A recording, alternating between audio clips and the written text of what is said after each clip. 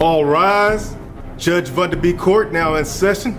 Judge, this is case number JVB 1001, Cooper versus Johnson. Thank you. You all may be seated. Okay, Mr. Cooper, you brought this case before the court. What's going on? All right, folks. Today's case is a legal roller coaster. A grandmother is in court fighting for custody of her granddaughter and demanding back child support from the father. Emotions are high, and the stakes are even higher. Judge Bundy reviews the details.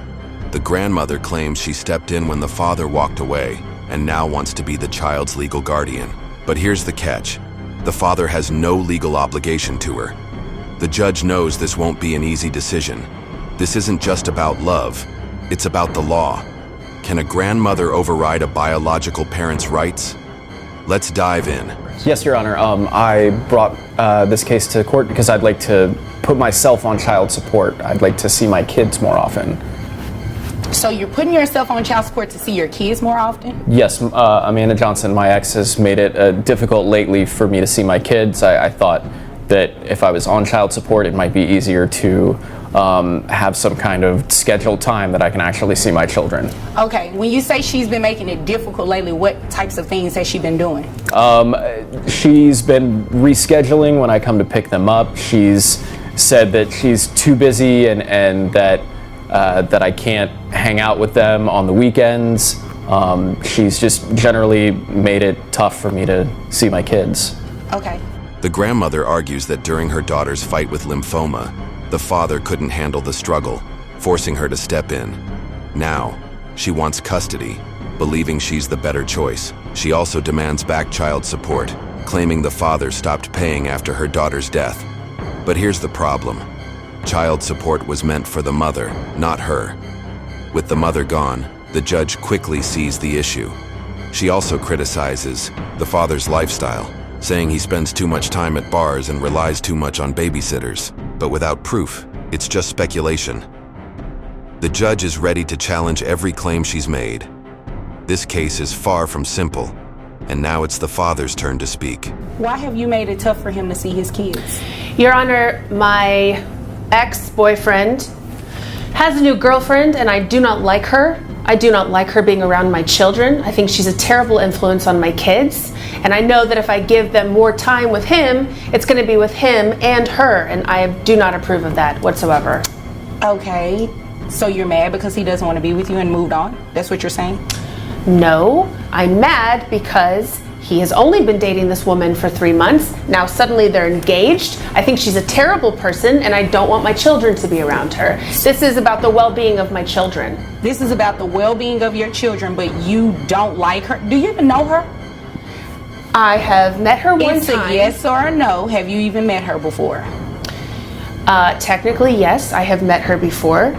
Okay, so you met her one time. I know people who are friends with her. I've seen her. You know, on I'm not social going to do media. this tap dancing back and forth with you. You're going to answer my question when it's very direct. So you've met her one time. Yes, ma'am. And based on that one time of meeting her, you believe she's a bad influence on your children? Yes, I do. Yeah, no, we're not doing that today. Let's break it down. The marriage ended before the diagnosis, meaning he didn't abandon his wife. They were already separated. That weakens the emotional weight of the grandmother's argument. On child support, he clarifies that he paid while his ex-wife was alive, but legally, those payments stopped. After her passing, he's not dodging responsibility. The law simply doesn't require him to pay anymore. The judge seems to agree. Then there are the lifestyle accusations. The grandmother claims he spends too much time at bars, but how would she know if she wasn't there? Without proof, it's just hearsay, and in court, assumptions don't hold up.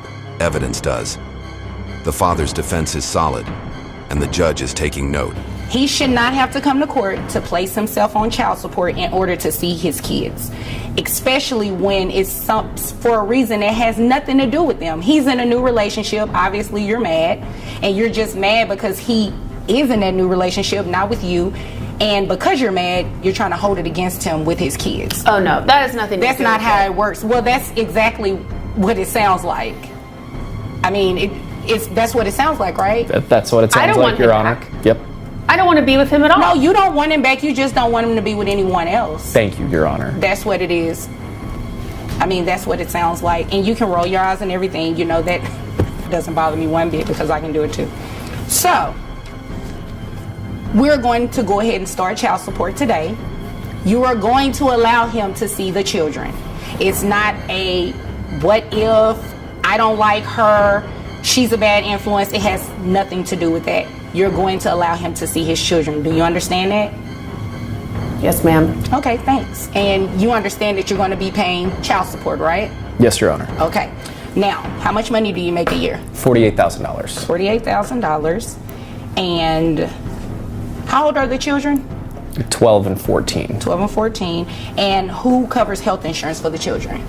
We have Medicaid, Your Honor. Okay.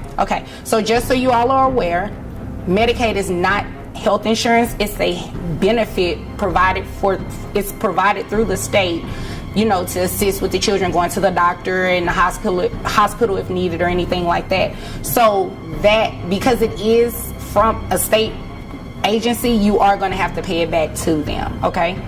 Okay. And it's going to be included in your monthly obligation for child support. You understand? Okay. Okay.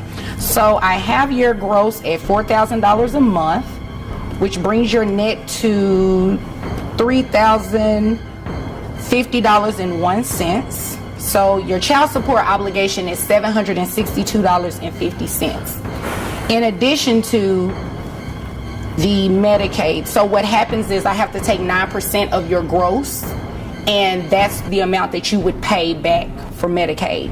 That's what the law says has to be done. Since the mother has passed away, there's no legal recipient for payments, so the father isn't required to pay.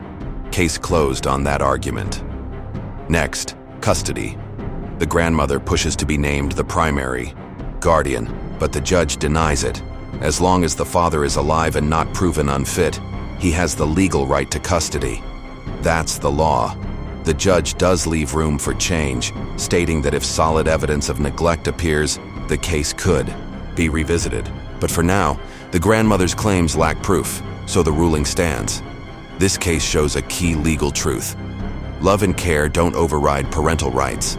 The law, not emotions, decides custody. So 9% of $4,000 gives me $360. So when you add the two together, comes out to $1,122.50 a month. Now, if you were to enroll the children into private health insurance, which I'm sure you can find something a lot cheaper than $360, your child support amount would go down. Okay. Okay, so you have the option to do that. If you have private insurance through your employer, or if you want to enroll the children under something outside of your employer, you can do that. Okay. Okay, does that make sense? It does. Okay, all right. Do you all have any other questions for me? No, Your Honor. No, Your Honor. Okay, well, if there's nothing further, you all are dismissed. Thank you. Thank you. You're welcome. A grandmother's involvement in a child's life doesn't give her greater legal rights. Despite his flaws, the father remains the legal parent unless something drastic changes. That's not up for debate. This case highlights the difference between what feels right and what the law actually says. The grandmother played a big role, but it wasn't enough to overrule the father's legal standing. In the end, the law holds more weight than emotions.